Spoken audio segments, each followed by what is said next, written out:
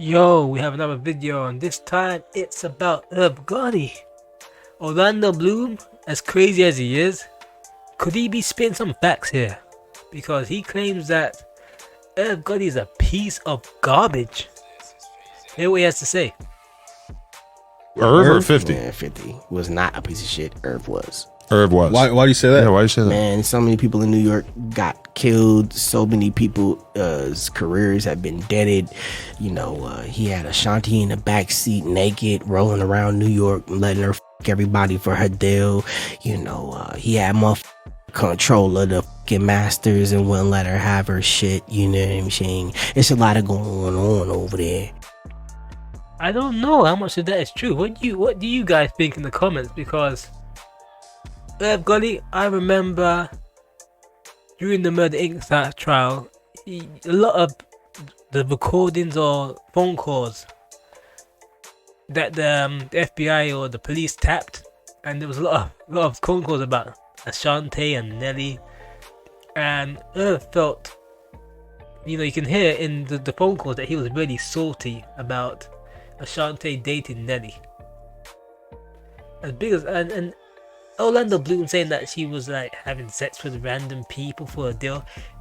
I don't know how much of that is true, because maybe it was true in the early days. I don't know, because they had his own record label, right? He had Murder Inc. Records, so I'm thinking, like, if he had his own record label, why is he having her going around New York sleeping with random people?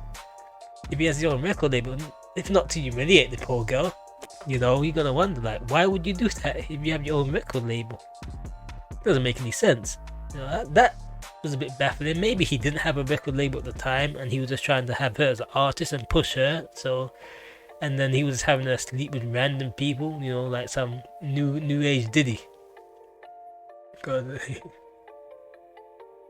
But yeah, Herb, he was very envious of Nelly. So Herb Gotti has expressed lingering hurt and jealousy regarding Nelly, Ashanti's relationship with Nelly, the Murder Inc. executive who claims he was in love with the singer while she was signed to his label, has made several notable comments. Finding out on TV, Gotti recounted on Drink Champs that he learned Ashanti was dating Nelly by randomly seeing them walk into an NBA game on television, stating it felt like God wanted me out.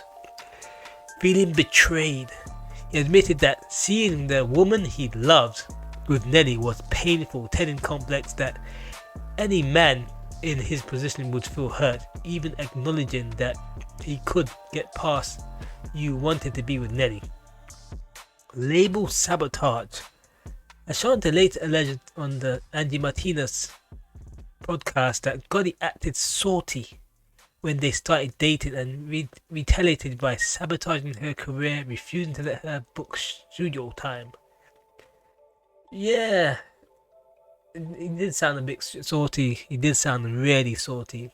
And there's this. I remember he was talking about the stems. This is an interview, I think, on Drink Champs. He's done this on other podcasts before, where he just refused to let Ashanti go, and that's something he was holding over her for the rest of her life until he died. So here this. Be went in the studio, tried to recreate this, and fell drastically short, with people saying that don't sound like what they did. Yes. So you want me to give you the stems of your whole album now after 20 years?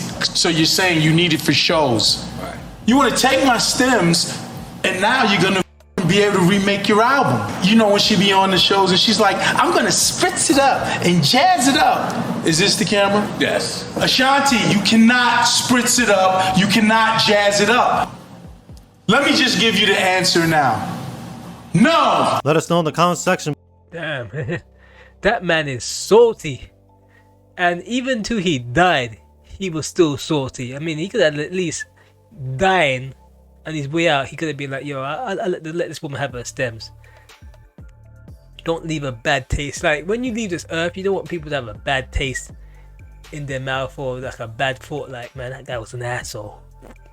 But leaving, it seemed like he was an asshole. I think what even more rub salt into the wounds is that I think she was pregnant just before he died with Nelly's baby.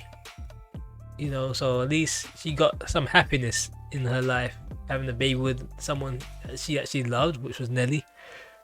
As for Irv Gotti, goodbye, man. He just doesn't seem like there's a level of, I guess he was in love with her and it kind of hurt him, so he's doing this thing to spite her.